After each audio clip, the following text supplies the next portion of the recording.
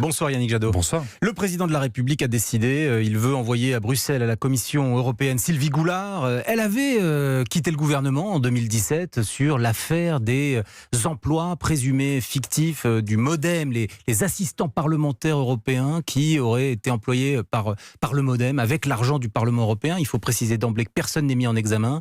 Il y a une enquête en cours. Comment réagissez-vous, Yannick Jadot, à cette annonce du président de la République ? Je connais bien Sylvie Goulard parce qu'on a siégé ensemble au Parlement européen. C'est une femme de qualité, c'est une pro-européenne incontestable. C'est une vraie libérale, attention, là-dessus il n'y a pas de débat. Elle appartenait d'ailleurs au groupe libéral au Parlement européen. Pas très écolo, mais c'est vrai qu'il y a une gêne. Il y a une gêne parce que finalement Sylvie Goulard ne peut pas être ministre en France et elle peut le devenir commissaire au niveau européen. Alors soit il n'y a pas de sujet autour des emplois présumés fictifs, et à ce moment-là, pourquoi est-ce que les élus, les patrons du MoDem ne sont pas ministres ?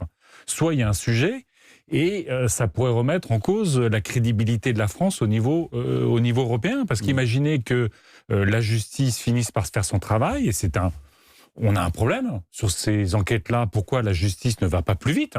Soit pour sanctionner, soit pour, au fond, relaxer totalement les personnes. Vous ne pouvez on est dans une situation de suspicion qui est gênante pour la France au niveau européen. Jadot, vous ne souhaitez tout de même pas une justice expéditive.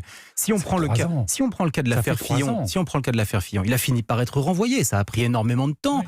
Mais les choses arrivent, la justice prend son temps. Est-ce que ce n'est pas plutôt souhaitable dans un état de droit ? Que la justice prenne son temps pour bien faire son travail, c'est évident. Mais là, on a une suspicion qui traîne sur des personnalités sans savoir si finalement elles peuvent exercer pleinement des responsabilités politiques ou si finalement il faut qu'elles sortent de la politique parce qu'elles ont fait un pas de travers. Il y a une présomption d'innocence que vous respectez. Je le respecte, mais à partir du moment où le président Macron a considéré que ni Sylvie Goulard, ni François Bayrou, ni Madame de Sarnez ne pouvaient exercer des responsabilités gouvernementales. C'est Sylvie Goulard qui a démissionné, attention, elle n'a pas été renvoyée par Emmanuel Macron. Mais on est dans la même affaire. On est dans la même affaire. Donc vous lui promettez un moment très difficile au moment des auditions, parce qu'attendez, il y a des auditions. Il va falloir qu'elle s'explique. Il va falloir qu'elle s'explique.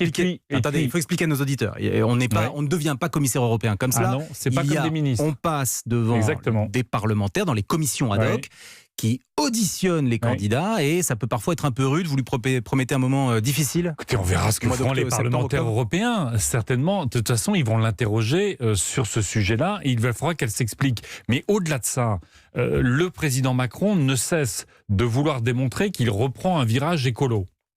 Ça aurait été bien que ce soit une personnalité qui incarne l'écologie. Ça aurait été bien que ce soit finalement l'ambition de la France, ça soit d'avoir un grand ou une grande commissaire verte à la Commission européenne pour dire nous voulons investir sur le climat, nous voulons sortir des énergies fossiles, nous voulons enfin changer ce modèle agricole qui impose d'importer tellement de soja brésilien que ça participe de la déforestation, qu'on a les algues vertes en Bretagne, qu'on a nos paysans avec un paysan qui se suicide tous les 2 jours, qu'on a un tiers des paysans qui ont moins de 350 € et la trouille partout des pesticides. Moi j'aurais aimé que le président Macron il dise je choisis un écolo fort, un écolo indépendant, un écolo à la Commission européenne.